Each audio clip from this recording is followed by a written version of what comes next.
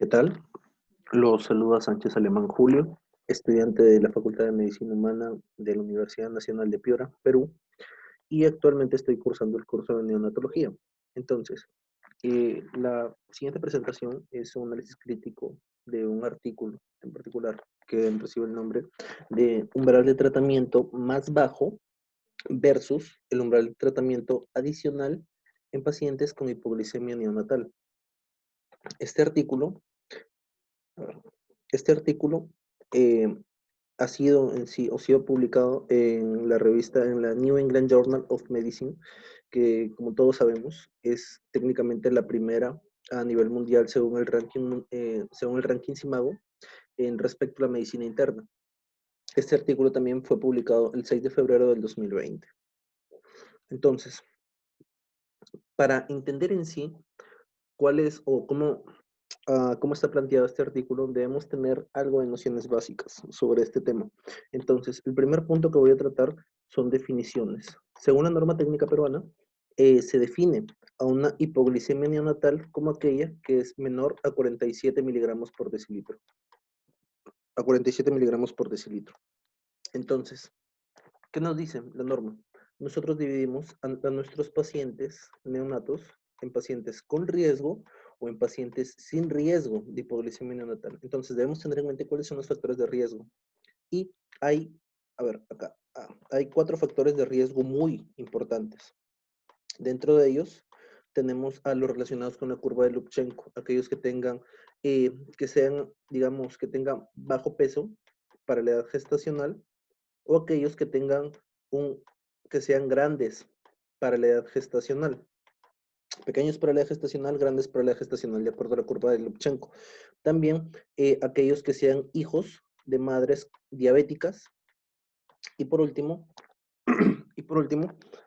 aquellos que sean recién nacidos pretérmino. Entonces, esos 4 factores de riesgo técnicamente son los factores más importantes en la hipoglicemia neonatal. Entonces, normalmente es que un neonato no tenga factores de riesgo. Entonces, al no tener factores de riesgo, eh, se le suele tomar el hemoglucotest dentro o a la primera o segunda hora de nacimiento. Pero si nuestro neonato tiene factores de riesgo, lo que se va a hacer es tomar un hemoglucotest antes de iniciar la lactancia materna.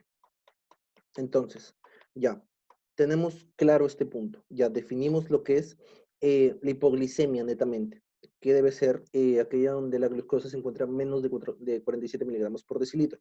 Entonces, la segunda definición es que, o sea, nos llega nuestro paciente con hipoglicemia y nosotros lo vamos a tratar.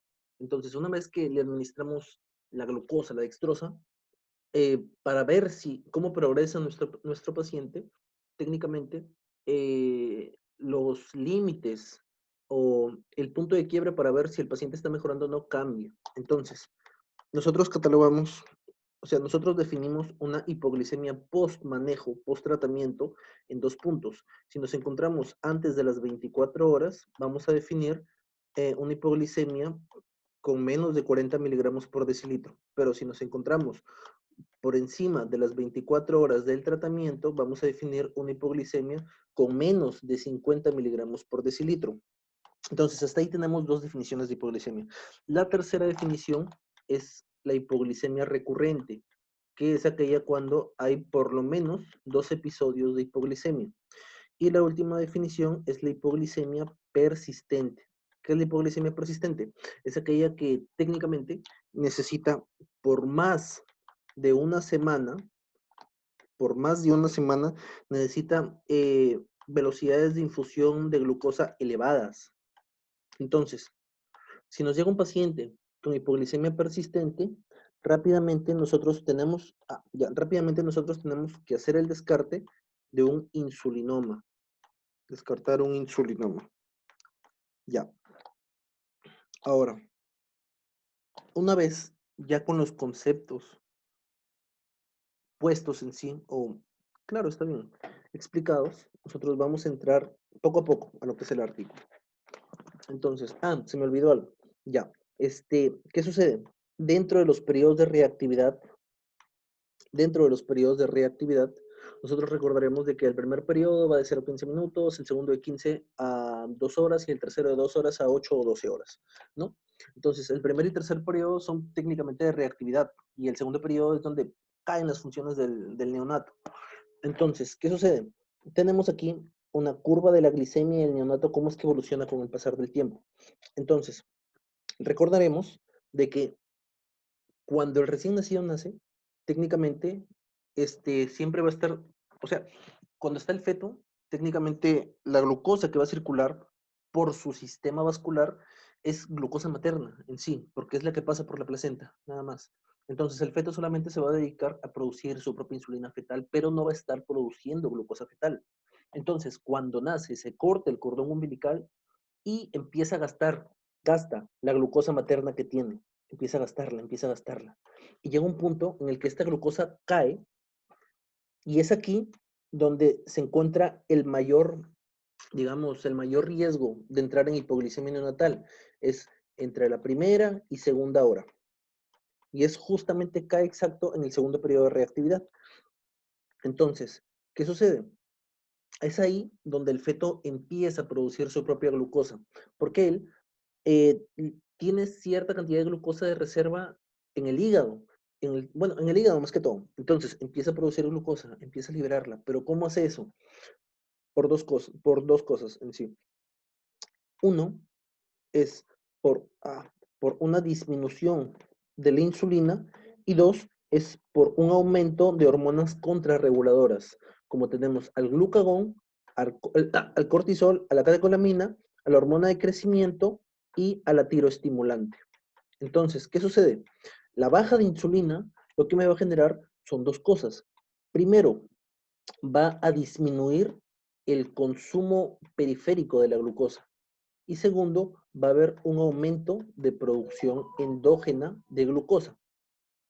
Y este aumento de hormonas contrarreguladoras me va a generar tres efectos. Primero, un aumento de la gluconeogénesis. Segundo, un aumento de la glucogenólisis. Y tercero, un aumento de lipólisis. Entonces, al fin de cuentas, estos mecanismos actúan en común y me van a generar una normoglicemia. O sea, que salga de este pico, ¡pua!, empieza a aumentar. Entonces, entra en normoglicemia. ¿Y cuál es la glicemia normal del recién nacido? De 3.5 a 5.5 milimoles por litro. Eso va aproximadamente de 66 miligramos por decilitro a 100 miligramos por decilitro, aproximadamente. Entonces, luego de eso, sube la glucosa. Entonces, ¿qué medidas se usan para disminuir el riesgo de hipoglicemia en este punto, en el segundo periodo de reactividad? Exacto. Se usa la lactancia materna precoz. Se usa técnicamente esto como método profiláctico de la hipoglicemia. Entonces, ¿qué es lo que nos dice el artículo en sí? Ya, empieza con esto. Técnicamente, la disminución de glucosa es, digamos, uh, el trastorno metabólico más frecuente en el recién nacido. Entonces, esta hipoglicemia, no normal, o sea, frecuentemente o muy gravemente puede llegar a generarme lesiones cerebrales, pero más frecuentemente en sí aparece de manera asintomática. Entonces, entonces, no, digamos, no existe un umbral, un valor exacto que nos diga dónde es que debemos empezar a tratar al neonato. O sea, sí, nuestra norma técnica nos dice desde 47 miligramos por decilitro, pero a nivel mundial en sí, con la gran producción de artículos que existe, hay mucha controversia, porque, o sea, hay en sí más estudios, o sea, de este tema hay más estudios observacionales en sí que comparan a niños con hipoglicemia versus niños sin hipoglicemia. Y técnicamente los resultados que se obtienen ahí son contradictorios. Entonces, prácticamente no hay evidencia en este sentido, no hay evidencia en este tema. Es por eso de que los protocolos a nivel nacional, los protocolos internacionales, hospitalarios, difieren mucho. No hay un consenso aquí. Entonces, ¿qué, qué es lo que puede llevarme este problema en sí? A dos cosas. Uno, un sobretratamiento, o dos, un subtratamiento. Un sobrediagnóstico, un subdiagnóstico. Entonces, esto me va a generar problemas, ya sea en el neonato. ¿Y cómo van a ser estos problemas en el neonato? Si hay un sobretratamiento, nosotros vamos a meterle mucha glucosa al feto y por ende, perdón, al recién nacido, y por ende, probablemente vamos a generar estados de hiperglicemia. Y si hay un subtratamiento, nosotros vamos a exponer a tener más, o sea, vamos a ignorar prácticamente que el feto está en hipoglicemia. Entonces, en ambos casos los estamos sometiendo tanto, o sea, aumentando su riesgo de hiperglicemia como de hipoglicemia. También el contacto de madre con el feto se ve, con el recién nacido, se ve alterado, y los costos de hospitalización, los costos de atención médica, ya que al estar el recién nacido más tiempo en una estancia hospitalaria, va a haber más gastos, obviamente. Y aún así este poco tiempo, eso puede que se complique el paciente con una hipoglicemia, no sé, y genere más gastos a futuro. Entonces, ¿cuáles son los objetivos del estudio? Este estudio lo que busca, como ya lo dije, es comparar el umbral, o sea, comparar, digamos, ya, así como lo dice, comparar dos valores umbrales para el tratamiento de hipoglicemia moderada sintomática. Ahorita vamos a ir desglosándolo. Al comparar dos valores umbrales, se refiere a el umbral tradicional, que es con el que trabajan la mayoría de instituciones nacionales e internacionales, y un umbral más bajo, que es un umbral propuesto por un comité de expertos de este país que ha hecho el estudio. Para el tratamiento de hipoglicemia moderada sintomática. Ahorita voy a explicar bien esta parte. Entonces, dentro de la pregunta pico, como recordaremos, tenemos que saber la población, la intervención, el control y los outcomes, lo que vamos a medir, lo que va a votar el estudio en sí para saber si ha funcionado o no. Entonces, ¿cuál es la población? El estudio en sí se realizó en 17 hospitales académicos o docentes holandeses y se ve en sí el flujo de recién nacidos que salían de estos hospitales. Entonces, llegaba tu recién nacido. Ya, a ver, lo vamos a esquematizar acá.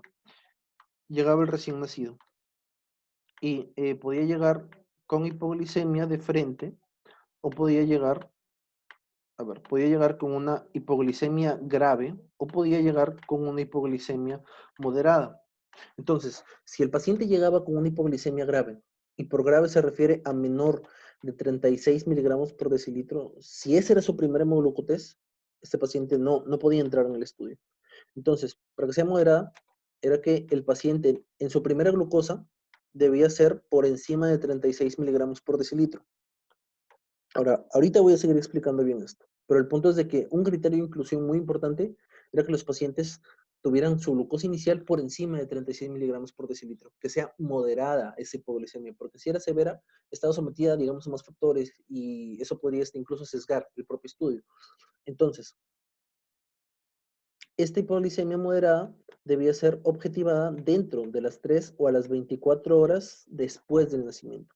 Entonces, dentro de los criterios de inclusión, se pedía de que tenga por lo menos 35 semanas de gestación, de que pese más de 2 kilos y que tenga indicación de detección de rutina para hipoglicemia, que tenga factores de riesgo prácticamente. Y por factores de riesgo, como lo mencioné en la teoría, se encuentran justamente los 4 grandes factores de riesgo. Los prematuros en sí, y este estudio incluyó específicamente los prematuros tardíos, los que se encuentran entre las 35 y las 37 semanas de gestación. En sí, los prematuros tardíos son de 34 a 37 semanas, por definición, pero el estudio decidió incluirlo desde 35 semanas. También los recién nacidos pequeños y los recién nacidos grandes, pequeños para la edad gestacional y grandes para la edad gestacional, los cuales son parte de la curva de Lubchenco. Y como recordaremos, los pequeños para la edad gestacional se encuentran por debajo del percentil 10 y los grandes para la edad gestacional se encuentran por encima del percentil 90. Y por último, aquellos recién nacidos que fueran hijos de madres con diabetes, ya sean diabetes mellitus o diabetes gestacional. Entonces, ya con los criterios de inclusión, dentro del criterio de inclusión, que ya lo mencioné, era que el paciente tuviera desde un inicio una hipoglicemia grave, que se encuentre por debajo de 35 miligramos por decilitro. Entonces, ya tenemos en mente como nuestro paciente un mínimo de semanas de gestación, un mínimo de peso, que tenga indicación para hipoglicemia de rutina y que tenga ciertos factores de riesgo. Entonces, con esos factores de riesgo se estratificó a los pacientes para hacer un análisis más complejo en sí. Entonces, ya. Entonces, a ver, aquí lo voy a explicar mejor. Llegó a tu paciente con hipoglicemia sintomática moderada y esta lo objetivabas entre las 3 a las 24 horas. Entonces, luego de eso, ya tú estratificabas a tu paciente por factores de riesgo y tú decías, empezabas con tu aleatorización y tú decías, este patita lo voy a meter en el grupo de intervención y este otro neonato lo voy a meter en el grupo de control. Entonces, ¿qué era el grupo de intervención? Aquellos que iban a recibir tratamiento contra la hipoglicemia cuando en la siguiente toma de glucosa, o sea, cuando tuvieran una glucosa por debajo de 36 miligramos por decilitro. O sea, que su segunda glucosa sea menos de 36 miligramos por decilitro. Y el control iba a ser aquellos que reciban tratamiento con glucosa por debajo de 47 miligramos por decilitro. Entonces, nosotros, el objetivo en sí, o sea, ya tú tratabas a tu paciente, pero se buscaba de que en los pacientes con glucosa por encima de 36 se mantenía como objetivo que la glucosa estuviera por encima de 36 durante su tratamiento. Y en los de glucosa por debajo de 47 se tenía como objetivo que la glucosa esté por encima de 47 en el tratamiento. Entonces, si la glucosa dentro del tratamiento seguía encontrándose por debajo del umbral, ya sea en el grupo de intervención que se sigue encontrando por debajo de 36 o en el grupo de control que se sigue encontrando por debajo de 47, íbamos a hacer dos cosas. Primero, lo que se iba a hacer es darle al paciente una administración enteral, ya sea una administración oral o una administración por sonda. Entonces, ¿qué íbamos a hacer acá? Vamos a administrar de 1 a 2 miligramos, a ver, ya, miligramos por kilogramo por minuto. ¿De qué? De carbohidratos. Eso le vamos a administrar a nuestro paciente. Entonces, luego de eso, dentro o cada 1 o 2 horas, nosotros íbamos a seguir midiendo la glicemia y ver cómo evolucionaba el paciente. Entonces, después de esto primero, de la administración enteral de glucosa, o de carbohidratos, perdón, si veíamos que no funcionaba, pasábamos a la administración endovenosa de glucosa. Administración endovenosa de glucosa. Entonces acá tenemos, ¿cuál era la intervención? Como dije, tratar cuando la concentración de glucosa era por debajo de 36 miligramos, el grupo de umbral menor. Y el grupo de control, o también llamado grupo de umbral tradicional, era cuando aquellos que se les trataba cuando la glucosa estaba por debajo de 47 miligramos por decilitro. Entonces, ¿cuáles eran los outcomes? Primero, tenemos un outcome primario y los outcomes secundarios. El outcome primario lo que iba a hacer en sí, o sea, ¿cuál es el resultado per se que busca el estudio? Vemos, o sea, es esto en sí. Tú tratas a tu paciente con hipoglicemia y tú le das tratamiento a tu paciente desde cierto umbral y desde cierto umbral. Y tú los vas a comparar a largo plazo. Vas a comparar sus funciones psicomotoras, sus funciones cognitivas y sus funciones motoras dentro de los 18 meses o sea, dentro de los 18 meses de edad, y lo ibas a objetivar, ese desarrollo psicomotor, cognitivo, motor. ¿A través de qué? De las escalas de Bailey, desarrollo de bebés y niños pequeños. Exactamente la versión holandesa, la tercera edición en la versión holandesa. Entonces, ¿qué nos dice esta escala? Esta escala en sí suele tener sí está bien, suele tener un intervalo de 50 a 170, a 150. Y la media suele estar entre 100 más menos 15. Entonces, mientras más puntaje tengas en la escala de Bailey, tienes un mejor desarrollo. Mientras menos puntaje tengas, tienes un peor desarrollo. Entonces, eso es lo normal, 100 más menos 15. Y no lo normal en sí, la mediana, donde se encuentra la mayoría. Entonces, se habla de significado clínico, de algo que despierte alarma, cuando este 15 es 7.5. ¿A qué me refiero? 100 más menos 7.5. O en sí menos 7.5. O sea, aquellos pacientes que se encuentren por debajo de 92.5 en la escala de Bailey van a tener digamos, hay cierta significancia clínica para empezar a pensar en una falta de desarrollo psicomotor de estos pacientes. Ya, entonces, ese es el outcome primario que se va a evaluar, que es un objetivo a largo plazo, un resultado a largo plazo. Y en los outcomes secundarios se tenían tres tipos: los asociados a la carga, asociados a eficiencia y asociados a recursos sanitarios. Los asociados a la carga son varios. El número de mediciones de glucosa que va a requerir este bebé, y si pensamos como lo dije, o sea, mientras más número de glucosas, mientras más toma de glucosa requiera, es porque no está respondiendo al tratamiento antipoglicémico y ese paciente está yendo mal. Entonces, mientras más número de tomas de glucosa tenga, eso va a significar de que está yendo mal el paciente. Ese grupo digamos, que se encuentra en ese grupo hace que le vaya mal. Otro con de carga era el tratamiento de hipoglicemia con alimentación oral suplementaria, con alimentación por sonda o con alimentación por glucosa intravenosa. Obviamente, los que llegaban a glucosa intravenosa eran los que estaban evolucionando mal. Y por último, la duración de la lactancia. Un segundo outcome secundario son los outcomes asociados a la eficiencia, donde tenemos, eh, donde se objetivaban las concentraciones de glucosa de los pacientes post tratamiento. Sí, ahí en sí técnicamente lo que se hace es promediar las glucosas del paciente y luego se promedia, una vez obtenido el promedio de la glucosa de un paciente, se promedia con el de todos y se saca el resultado de un grupo en sí. También los episodios de hipoglicemia después de la aleatorización. Eso está muy relacionado con el número de mediciones de glucosa, porque al tener más episodios de hipoglicemia va a tener más mediciones de glucosa para ver cómo evoluciona el paciente. Y por último, el outcome asociado a recursos sanitarios, donde aquí se va a ver la duración de estancia hospitalaria mientras más tiempo se encuentre en un servicio de salud. El recién nacido significa que su evolución es favorable. Y por último, los costos de atención médica. Mientras más mal se encuentra el paciente, obviamente para mantenerlo en un buen estado va a tener que necesitar mucho más, este, mucho más costo su tratamiento. Dentro de los 18 meses posteriores a la autorización, el costo dentro de esos 18 meses.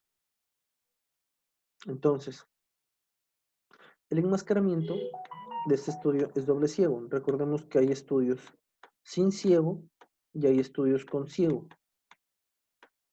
Y los con ciego se parten a la vez en simple ciego, doble ciego y triple ciego.